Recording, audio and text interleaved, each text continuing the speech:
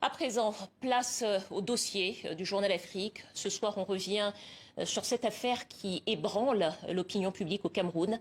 L'assassinat du journaliste Martinez Zogo, c'était le 22 janvier. Son corps était retrouvé en décomposition avec des marques de sévices graves dans la banlieue de Yaoundé.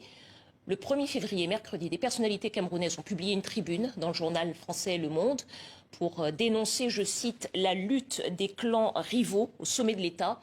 Et dans un communiqué, hier, l'organisation Reporters sans frontières parle de crimes d'État. On va y revenir avec nos invités, mais d'abord, le rappel de l'affaire avec Théa Bazdarevich. La famille Zogo fait corps autour de la maman de celui que tout le monde appelait en privé comme en public, Martinez. Elle ne souhaite pas évoquer la mémoire du défunt face caméra. Ses proches préfèrent ne pas montrer leur visage. C'est le frère cadet du journaliste décédé qui raconte en leur nom à tous qui était Arsène Salomon Mbani Zogo, dit Martinez Zogo, retrouvé mort à 50 ans, le corps mutilé. C'était d'abord un chef de famille. Après la mort de mon père, de notre père, c'est lui qui est resté avec la famille. Je retiens de lui une image d'un homme sévère, droit, rassembleur, qui nous mettait sur le chemin chaque fois qu'on voulait un peu dérailler. Les mots me manquent, l'émotion. Le nom de Martinez Zogo résonne dans les rues d'Eligé-Sono, à quelques kilomètres de là. Amplitude FM, la radio pour laquelle il travaillait y a son siège et diffuse ce jour-là, dans le quartier et sur les ondes, une émission spéciale consacrée à celui qui était le chef de chaîne de la station, leur chef à tous. Celle de savoir si l'assassinat de Martinez Zogo était le crime de trop. Martinez Zogo animait Embouteillage, une émission quotidienne dénonçant l'affairisme et la corruption au Cameroun. Martinez s'en va, les armes à la main. Il laisse tout un univers dans la tristesse, l'émoi et la consternation. Parce que Martinez était unique à son genre. Non seulement un grand frère, non seulement un chef, mais aussi un papa qui savait à tout moment nous taper sur les doigts quand on faisait un travail qu'il n'appréciait pas. Il ne passait pas par 4 chemins pour te le dire. Il s'indignait à tout moment parce qu'il aimait toujours la perfection. Du côté de l'enquête, une vingtaine de membres des services de renseignement camerounais a été arrêtés. De hautes personnalités du régime sont également soupçonnées d'être impliquées dans le meurtre. Parmi elles, l'homme d'affaires Jean-Pierre Amougou Belinga. Arnaud Froger, bonsoir. Bonsoir. Bienvenue sur le plateau du Journal Afrique. Vous êtes le responsable du bureau investigation de Reporters sans frontières, organisation de défense des médias et des journalistes. Hier, les informations annonçaient plusieurs arrestations, nous l'avons donné ici même. Et dans votre communiqué, qui est intitulé « Assassinat du journaliste Martinez Zogo au Cameroun », révélation sur un crime d'État, vous êtes plus précis sur l'identité des personnes, arrêtées. Est-ce que vous pouvez nous en dire plus? Qui sont-elles? Qui sont ces personnes qui ont été arrêtées? Alors il y a un fait qui est établi aujourd'hui selon les enquêteurs qui ont amassé un nombre considérable d'informations puisqu'une vingtaine de personnes ont été arrêtées. Il s'agit d'officiers. Donc quand on parle de crime d'État, c'est parce que ce crime n'a pas été commis par des kidams, des criminels qui auraient été engagés dans la rue. Il a été commis par les propres services de renseignement du Cameroun. Ça, c'est un fait qui a été établi aujourd'hui par les enquêteurs et qui sont confirmés d'ailleurs par l'un des témoins qui appartient à ce service de renseignement et qui reconnaît son implication en tant que chef du commando, monsieur Justin Danoué. Alors les accusations que vous portez sont évidemment très lourdes et très graves. Et vous dites avoir eu accès aux dépositions. C'est pour ça que vous affirmez qu'il s'agit d'un crime d'État? Alors, on a un point précis sur là où en est l'enquête. Et aujourd'hui, les enquêteurs estiment qu'ils ont tous les éléments pour incriminer les suspects par rapport aux faits qui ont été commis contre ce journaliste-là, parmi les membres qu'ils ont arrêtés, donc qui appartiennent tous. Je rappelle que pour l'instant, il n'y a pas eu à la de mise DGA. en examen. Pour l'instant, tout le monde reste évidemment présumé innocent. Ça, ce sont les confidences auxquelles on a pu avoir accès. On a pu avoir également accès à un élément très important qui est le témoignage de Justin Danoué, qui est donc le directeur des opérations de la DGRE, donc ce service de renseignement. C'est témoignage qui est lourd, qui est accablant, qui est long, qui est détaillé sur plusieurs pages, rédigé de sa propre main. Et les conditions dans lesquelles on a eu accès à ce témoignage nous amènent à penser qu'il est parfaitement authentique. Ça ne veut pas dire que ce que raconte ce monsieur est la vérité. Il faudra le confronter aux autres témoignages. Mais en tout cas, ce témoignage est authentique. En tant que chef du commando qui s'implique lui-même dans le forfait qui a été commis et ce crime odieux qui a été commis, il nous a paru évidemment intéressant de rendre publique cette information. Alors, vous dites avoir eu accès donc aux dépositions des personnes interpellées, dépositions que vous qualifiez, je cite, de sidérantes et d'accablantes. Concrètement, qu'est-ce qu'on y apprend ? On a le récit détaillé du plan macabre qui a été mis en place pour faire taire ce journaliste. D'une opération qui ressemblait au départ à une opération d'intimidation, avec une filature qui a duré à peu près une semaine, pendant laquelle ce journaliste a été suivi, je le rappelle, par les services de renseignement de son propre pays.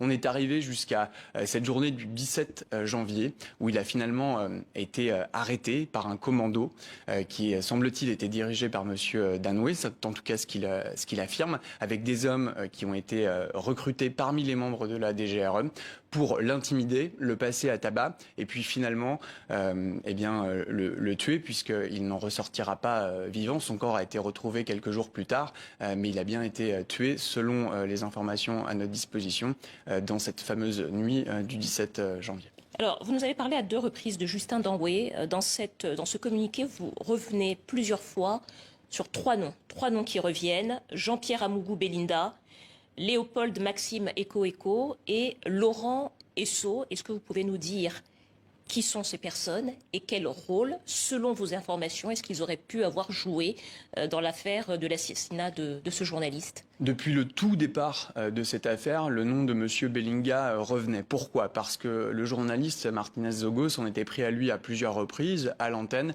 dans des histoires de détournement de fonds présumés. Alors, qui est ce monsieur ? C'est un homme d'affaires puissant, camerounais, propriétaire notamment d'un groupe de médias, mais pas seulement, dont le nom apparaît à plusieurs reprises dans l'enquête, y compris dans le témoignage de Justin Danoué, qui le situe sur les lieux où ont été commis le crime et au moment où le journaliste était passé à tabac. Et il parle notamment d'un coup de fil que M. Belinga aurait eu et donné à l'actuel garde des Sceaux, Laurent Esso. Et c'est à l'issue de cette conversation que le sort du journaliste Martinez Zogo aurait été scellé.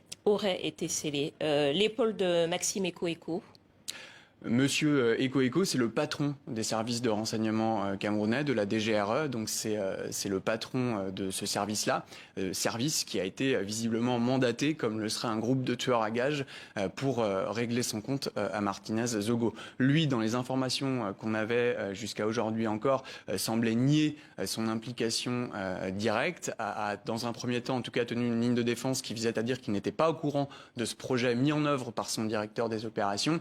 Il apparaît selon les enquêteurs, en tout cas qu'il semble avoir des éléments contre M. Eko également, et que de toute façon il a une forme de responsabilité hiérarchique, puisque ce sont les moyens du service qu'il dirige qui ont été utilisés pour tuer Martinez Zogo. Vous parlez également d'une 3e personne, Laurent Esso, qui n'est pas n'importe qui, puisqu'il s'agit du ministre de la Justice du Cameroun. Oui, son nom est cité dans le témoignage qu'on a pu consulter. L'enjeu, si vous voulez, pour les enquêteurs aujourd'hui et pour nous en tant qu'organisation de la société civile, et c'est le travail que cherchent à faire aussi les journalistes camerounais, c'est de faire en sorte que ce crime commis contre un journaliste ne reste pas impuni et que toutes les responsabilités soient établies, quelles qu'elles soient. Le nom du garde des Sceaux apparaît dans ce témoignage-là. C'est pas un témoignage anodin, c'est le témoignage de celui qui s'implique dans un crime en tant que leader du commando qui a exécuté le journaliste. Donc ces informations-là doivent être évidemment vérifiées, corroborées par sans doute d'autres témoignages, mais il est évident que cette conversation, si elle a eu lieu, il faut que toutes les responsabilités puissent être établies et qu'on ne se retrouve pas comme dans le cas de monsieur Samuel Ouazizi, qui est un journaliste aussi, qui il y a 3 ans a été arrêté par les militaires et dont le corps n'a jamais été restitué à la famille et dont les autorités ont reconnu qu'il était mort en détention bien des mois après qu'il ait été tué. Alors, je rappelle qu'il y a évidemment une enquête en cours, que le chef de l'État camerounais Paul Biya a demandé d'ailleurs une enquête conjointe, police-gendarmerie, qu'il y a eu une vingtaine de personnes interpellées, mais que la justice en effet suit son cours et qu'il y a bien évidemment la présomption d'innocence. Merci beaucoup Arnaud Froger. Vous restez avec nous. La nouvelle de la mort, on l'a dit, de Martinez Zogo a provoqué un émoi rare dans le pays, mais également dans la diaspora camerounaise. Le 1er février, mercredi, une vingtaine de personnalités camerounaises ont publié une tribune dans le quotidien français Le Monde, tribune intitulée « Comment vivre ensemble au Cameroun, aujourd'hui et demain, sans s'entretuer ». Parmi les signataires, l'avocate Alice Nkom, la journaliste et patronne de presse Marie-Roger Biloa, l'ancien candidat à la présidentielle Akere Mouna et également Louis Magloire Kemayou. Bonsoir. Vous êtes également signataire de cette tribune dans laquelle vous dénoncez, je cite, « la tournure violente du débat public dans ce pays d'Afrique centrale et dont la stabilité, dites-vous, est menacée par d'âpres luttes de clans rivaux au sommet de l'État ». Selon vous, Louis Magloire, qu'est-ce que cette affaire Zogo révèle de l'état politique de la nation camerounaise ? Je crois qu'il n'échappe à personne que vu l'âge du capitaine, c'est-à-dire l'âge du président Biya aujourd'hui, nous sommes plus proches de la fin du régime que de son début et que dans ces circonstances-là, des luttes de clans ont lieu et on ne peut pas faire grand-chose contre cela. C'est-à-dire que chacun essaie de se positionner pour avoir une place après le président Biya et nous ne souhaitons simplement pas dans ce contexte-là que le tissu social qui est déjà très fragilisé par la guerre qui est menée dans les régions du nord-ouest et du sud-ouest, que le tissu qui est fragilisé également par le tribalisme et puis toutes les autres luttes auxquelles nous assistons aujourd'hui et qui sont parfois marginalisantes et violentes, que ces luttes-là caractérisent l'après-Biya au Cameroun et plongent le pays dans une situation qui a déjà été vécue ailleurs, dans d'autres pays où la succession des dirigeants qui sont restés longtemps s'est souvent soldée dans le sang et dans la dislocation du pays. Louis, quand vous parlez de lutte de clans, concrètement, à qui faites-vous allusion et qui appartient à quel clan ? Je ne vais pas rentrer dans le détail de la désignation des différents clans et de leurs membres, mais le fait est qu'aujourd'hui, il y a une bataille qui se mène autour du président Biya parmi les personnes qu'il a nommées et qui co-dirigent le pays avec lui. Il y a une bataille qui s'est engagée afin de savoir lequel d'entre eux pourra conserver le pouvoir si jamais celui-ci devient vacant pour une raison ou une autre. Et donc, à ce titre-là, ces différents clans sont assez violents entre eux et il est hors de question que ces bagarres entraînent la mort de personnes. Et là, pour le coup, il y a eu mort d'un citoyen, mort d'un journaliste camerounais. Nous sommes Camerounais et nous sommes journalistes. Nous ne pouvions pas rester indifférents face à une telle situation, étant donné qu'il y a déjà eu des arrestations arbitraires de journalistes, il y a eu des assassinats de journalistes, et nous pensons que si la succession de Biya devait prendre cette allure de son vivant, il est important de tirer la sonnette d'alarme afin que les uns et les autres prennent leurs responsabilités. Louis, vous venez de le préciser, il y a eu d'autres disparitions ou arrestations ou intimidations de journalistes ou personnalités au Cameroun. Selon vous, qu'est-ce qui fait de l'affaire Martinez Zogo une affaire particulière ?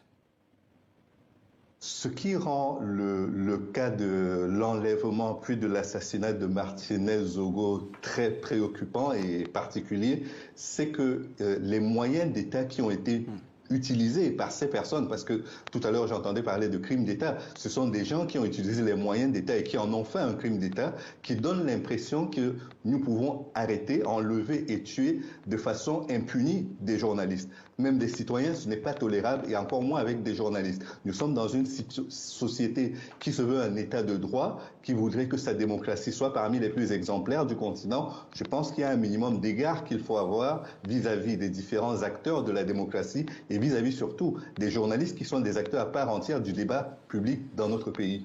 Louis Magloire, il nous reste très peu de temps. En quelques mots, le chef de l'État, Paul Biya, aura 90 ans le 13 février prochain. Selon vous, est-ce que cette affaire peut ébranler son pouvoir ? Je suis convaincu qu'il l'a compris, le président Biya, mieux que quiconque, que cette affaire ne pouvait pas être de bon augure pour sa fin de mandat et qu'il était important de réagir non seulement promptement, mais de façon assez forte pour que tout le monde comprenne qu'il n'y aura pas d'impunité. Et s'il y avait une impunité, je pense que son régime et lui tomberaient par la même occasion. C'est pourquoi je crois qu'il a, parce que c'est très rare d'entendre le président Biya se prononcer sur des crimes, y compris des crimes de journalistes. Et là, pour le coup, il y a une réaction assez prompte de la part du chef de l'État. Nous le saluons, mais nous espérons qu'on ne restera pas au stade des déclarations et que toute la lumière sera faite sur les conditions dans lesquelles l'enlèvement puis l'assassinat ont eu lieu et surtout que cela ne se répétera pas. Merci à vous, Louis Magloire Kemayou, journaliste camerounais. Merci à vous, Arnaud Froger, du bureau investigation de Reporters sans frontières. C'est la fin de ce journal. Merci de votre fidélité. À demain.